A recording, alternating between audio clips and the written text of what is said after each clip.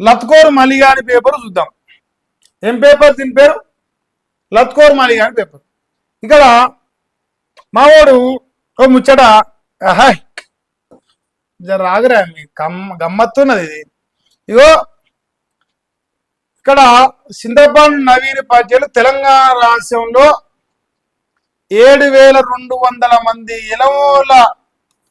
ఎలమోళ్ళు, లక్షల మంది రెడ్లు, మరి 13 లక్షల మంది మునూరు కాపుల నాయకుడిగా మా సిందర్బాన్ నవీన్ పార్టీలు. వాళ్ళందరికీ కేసీఆర్ ఉండు, వీళ్ళందరికీ రేవంత్. నేనెందుకు మా మునూరు కాపులకు ఉండదని మా నవీన్ పార్టీలు ప్రయత్నం అయితే బాగానే చేస్తుండు. ఈ ప్రయత్నంలో మన మంది ఉత్సదాగి బాగా బలిసింది, ఆంబోతులకే బలిసింది. మరి ఏమంటాడు ఇక్కడ? బీసీ బీసీ బీసీ బీసీ అంటాడు. రోజా అంటాడు, ఇంకా వేరేది ఏమన్నాడు? రోజా అంటే మనం కూడా రోజా చెప్తాం. ఇంకా నేను డైవర్ట్ కానీ అదే పాయింట్ మీద మాట్లాడదాం. బీసీ బీసీ బీసీ బీసీ మీదే మాట్లాడదాం. సో మనయే ఓట్లు అంటే ముదిరాజులై, యాదవులై, గౌడనులై, మునురు కాపులై, పద్మశాలై, మిగతా బీసీ సమాజాన్ని మొత్తాయి. మరి ఈ లెక్క ప్రకారం ముందర 3 వస్తున్నాయి, నా తర్వాత 4వ దాకా మా మల్లిగాడు నవీన్ పద్యలు కులం కూడా వస్తాను. అయితే మనవే బీఫామ్స్ కూడా ఇన్నాళ్ళు ఇస్తే తీసుకున్నాం, ఇప్పుడు మనమే ఇస్తున్నాం. అంటే ఇప్పుడు ఏం చెప్తున్నంటే పటేలు పార్టీ, పటేలు బీఫాము, పటేలు పేపర్ ఏమంటుందంటే వాటాల ప్రకారం ముదిరాజులు ఈ రాష్ట్రంలో 50 లక్షలు అనుకుంటారని మా మలిగాడే చెప్తాడు. నేను చెప్తలేను, నేను 26 లక్షలే చెప్తున్నా చాట్ జీపీటీ ప్రకారమే. మరి వాటా ప్రకారం ఎక్కువ ఉన్న ముదిరాజులు కదా బీఫామ్ ఇవ్వాల్సింది. బీఫామ్ల మీద సంతకం పెట్టాల్సింది ఒక ముదిరాజు బిడ్డ పెట్టాలి కదా, తలకాయలు ఎక్కువ ఉన్న బిడ్డ. మరి తర్వాత యాదవులు ఉన్నారు, తర్వాత గౌడలు ఉన్నారు. ఈ 3 జాతులు 1 కోటి మంది అంకెళ్తారు. 1 కోటి మందిని కానీ ఈ పోటు మొగోడు సంతకాలు పెడితే మనం బీఫామ్లు తీసుకోవాలి.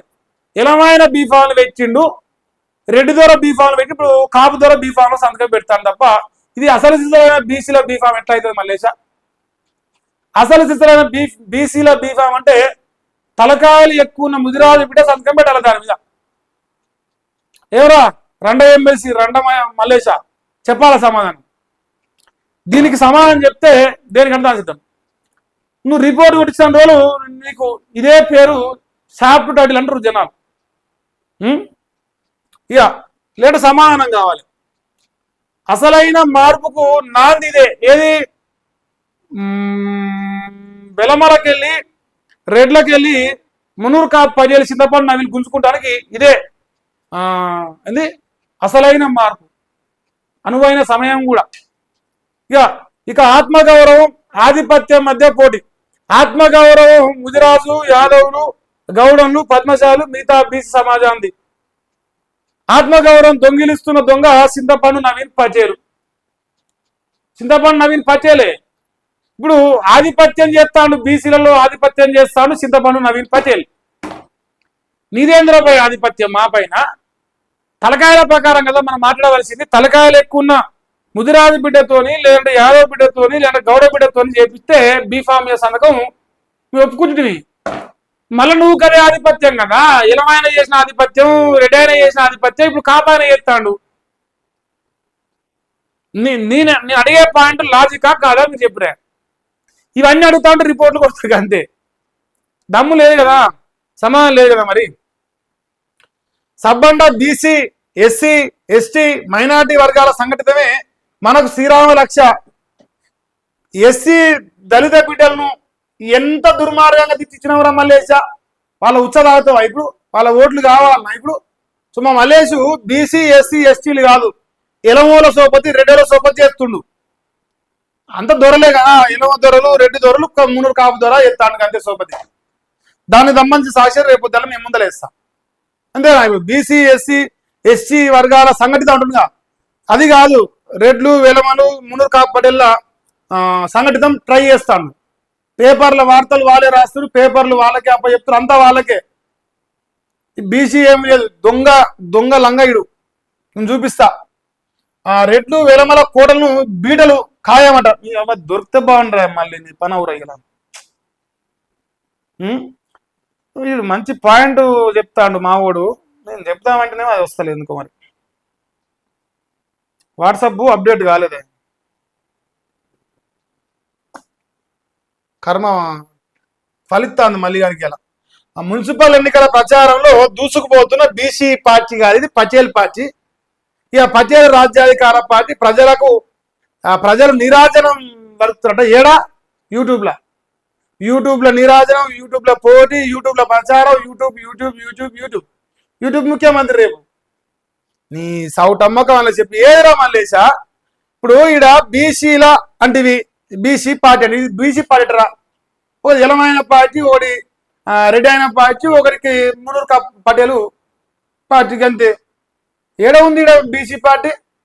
ఒక ముదిరాజు బిడ్డకు నువ్వు అధ్యక్ష పదవి ఇచ్చుంటే ఇది బరాబర్గా బీసీల పార్టీ అని అందులో నేనే వచ్చి జాయిన్ అవుతా పట్టరా మల్లేశు, నేనే వచ్చి పార్టీలో జాయిన్ అవుతారా మల్లేశు. నీకు దమ్ముంటే ఒక బీసీ బిడ్డకు, ఒక ముదిరాజు బిడ్డకు తలకాయలు లెక్క ఎక్కువ ఎవరెంతో వారికంత వాటా ప్రకారం ముదిరాజు బిడ్డకు అధ్యక్ష పదవి నేనే నీ రెండ పార్టీలో జాయిన్ అవుతా పో.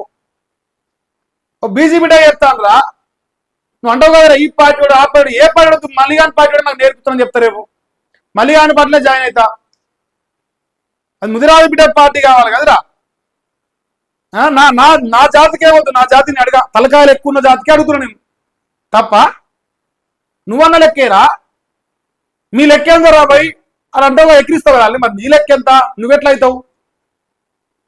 సగం బస్తా తినలేని మునుర్కా పటేళ్ళకైతే 2 బస్తాలు తిన్న ముదిరాజు బిడ్డ కొద్దా తలకాయల లెక్క. మళ్ళీ పోనీ ఇల్లు ఎవరన్నా పాడల 10 రోజుల కన్నా బీసీకి మొత్తం మళ్ళీ వాళ్ళ కులానికి ఇచ్చుకుంటాడు. పోనీ కులానికి వానికి వస్తాడా? ఆ కులం ఇచ్చేదిస్తాడు. కులాల కుంపని పెట్టాలి, జనాలను ఆగం చేయాలి. రెడ్లు వేల మనం పూసిగా చూస్తాం. మరి నీ సంగతి చూపించవు, వాళ్ళ సంగతి చూపిస్తావు. మరి నీ సంగతి ఏది?